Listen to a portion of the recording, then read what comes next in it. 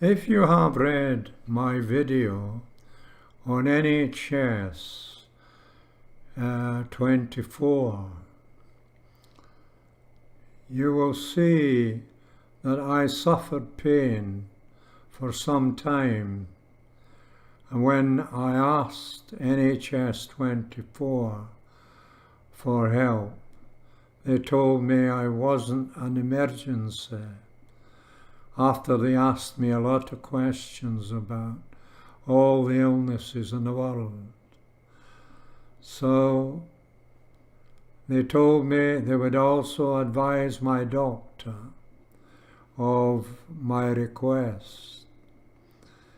Eventually, when I saw my doctor and she examined me, she immediately phoned Inverclyde Hospital to tell them she was sending me in with a full bladder.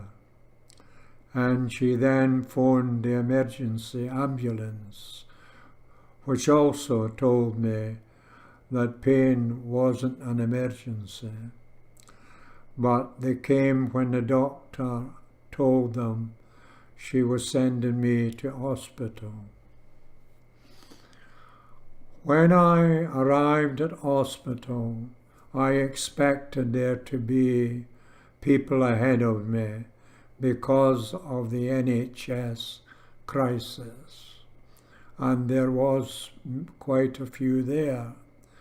But I patiently waited, and the nurses attending to us were very kind, always telling us, giving us an idea when we would see the doctor. And when I eventually did, a young male nurse relieved my pain more or less instantly by inserting a catheter. When the doctor took my bloods and asked me if I wanted to stay overnight or I could go home, and I said I would rather go home. He said then that I would receive an appointment the following week for a follow-up because I was severely constipated as well, and blood was coming from my backside. And he wanted to scan everything. However, he sent me home in a taxi, and I told my doctor next day what happened, and she advised me to phone her whenever I got appointments, and she would arrange transport for me. However, I got no appointment the following week or the weeks after that. The appointment office, the referral office, said that if I didn't take the drug, I wouldn't get an appointment. And it was sometime my doctor phoned and asked me why I hadn't contacted her when I got an appointment. And I told her I never had an appointment and wouldn't be taking any appointments. However, I believe she phoned what is known as the Appointments Referral Office, and that is what she was told, that I wouldn't take the drug. And anyway, my doctor explained the drug to me and said I should try it. And because of her kindness to me and getting me immediate relief after examining me, and the kindness of doctors and nurses at the hospital, I decided to try to take the drug daily. And I did so for a period of time, and on my way home one night from Dumfries in the train, I took the tablet, I got water from the little trolley that goes up and down, and took the tablet on the train. When I got to Glasgow, I staggered all over the place. I was holding anything I could hold on to, sitting down, and I missed my train because it took me about half an hour to get to my platform. On reaching Largs, the same thing happened. Normally it took me about 10 minutes to get home, and it took me well over half an hour. And next morning I phoned the doctor and told her what had happened, and I was stopping the drug. And I haven't taken it since. However, the doctor had already told me to phone the district nurses, whom I nicknamed later as the district angels, because to them pain was an emergency, and when you phoned to tell them you were in pain, they were there to relieve your pain or to do what they could to help you. I have nothing but praise for the doctors, nurses at the hospital, and my own doctor and the district nurses. However, the district nurses came a few times, took off the catheter to give me a chance to keep it off. But unfortunately, it didn't work. On one occasion, I had a very bad entry. I don't blame the nurse for that, because they have to work in the blind with those tubes, and accidents can happen. And my bladder was badly bruised, and blood colour came up in the catheter as my bladder was drained again. However, I also went to Paisley Royal Hospital to have it taken off. I made an appointment with a young man there called Jim, and he told me when to come, and he took the catheter off, left it off, gave me water to drink, and it worked up until about 7 o'clock at night, and then the pain started again. And I told one of the nurses, because Jim was off duty then, to put the catheter back on because it hadn't worked. Unfortunately, that also was a bad entry, but again, I don't blame the nurse, because they have to work in the blind, putting those tubes in. But my bladder was bruised again and scarred, and eventually I was told that I would have to keep the catheter on for the rest of my life, and they would put a 12-week tube in and change it every 12 weeks, but they weren't allowed to keep it off. They would have to put the new tube back on. However, when the first one came along, I asked the nurses if they would allow me to keep it off for a period of time, and as soon as the pain started, I would phone. So I was given another phone number at Kilmarnock, and it worked up until 7 o'clock at night, but I had to phone Kilmarnock eventually to put it back on. And again, the nurses were there to take the pain away.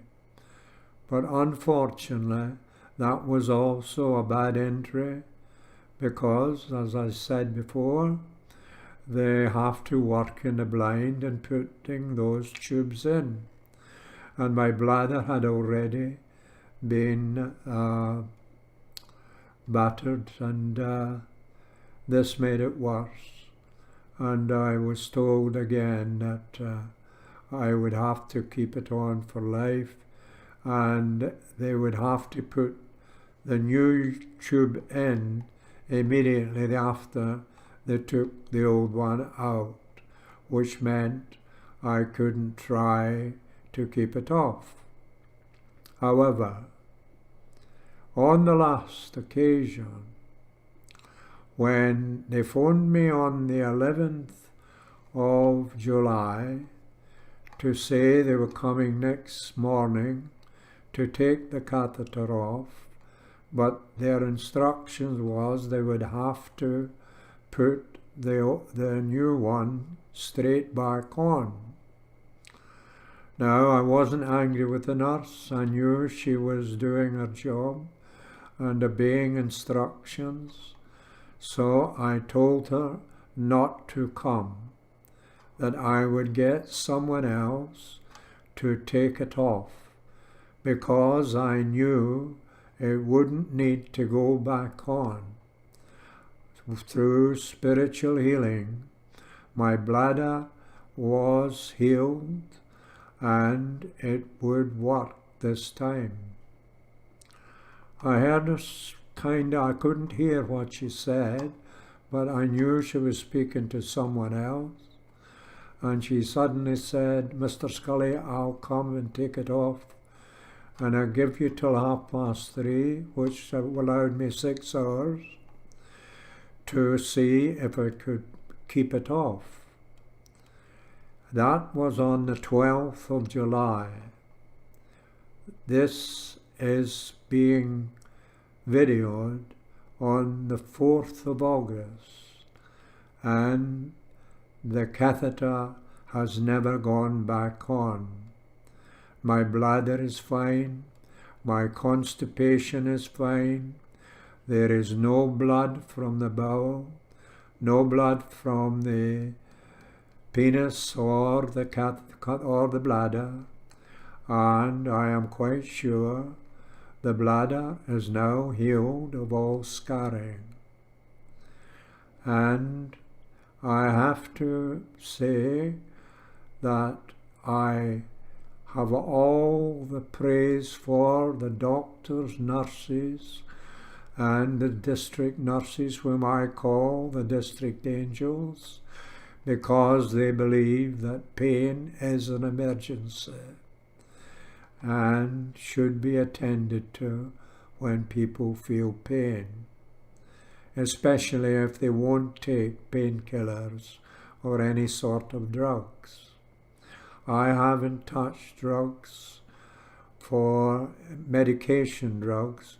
I never ever took other types of substances apart from alcohol, and I am diagnosed with 6 incurable illnesses, registered blind. I can now see long distance, but very blurred close up. And the 6 incurable illnesses seem to have disappeared. I'm diagnosed with angina, ischemic heart disease, spondylitis, Paget's disease, emphysema in the lungs, bleeding hemorrhoids, a polyp, and varicose veins. And there's no sign of varicose veins, there's no sign of hemorrhoid.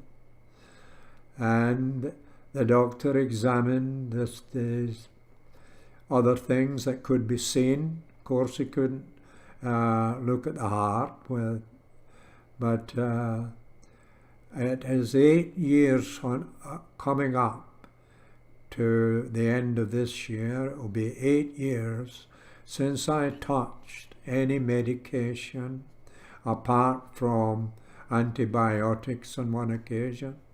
But I trust antibiotics because they do heal, or did. I hear now that they are not working as well as they did when that wonderful man found the cure through moldy cheese. and I will not hesitate in taking antibiotic at any time, but I will not take other medication, especially if they have bad side effects, like one tablet I was given to when I was 64 years of age for a touch of depression when I had a bad spiritual experience. And it's all in my book, A Walk of Conscience, what happened. I went to a mental hospital myself. They didn't give me any medication. They observed me for a week and then told me there was nothing wrong with my mental health. Since then, I have had some wonderful experiences spiritually, and they will be revealed in my next book, which will be entitled The Vessel. But A Walk of Conscience should be read before reading The Vessel, because it is a follow-up on A Walk of Conscience. So, if you want a good read, because it's in various book clubs now, even two ladies from Western Australia told me they are going to put it in their book club, and I can assure you, you must read this book, A Walk of Conscience, from beginning to end. I believe that Amazon makes a big mistake in giving the first part of the story to readers, especially on the e-book thing, because the alcohol thing comes up in the early parts of what they read on my book, and I think that puts a lot of readers off, thinking it's all going to be about alcohol. So it's up to you. If you want a good read, buy A Walk of Conscience, because you won't understand the vessel if you don't have the beginning of my life. Thank you for listening, and God bless.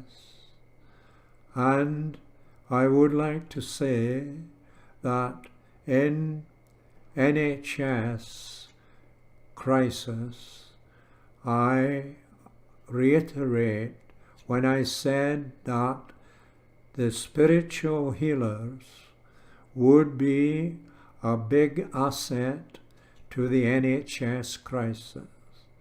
I know they could help the doctors and staff very much so. They don't use surgical knives. They don't prescribe medication. They use only their hands. And sometimes they don't even need to use their hands. Their presence is sufficient to someone who is ill. Thank you again for listening, and God bless.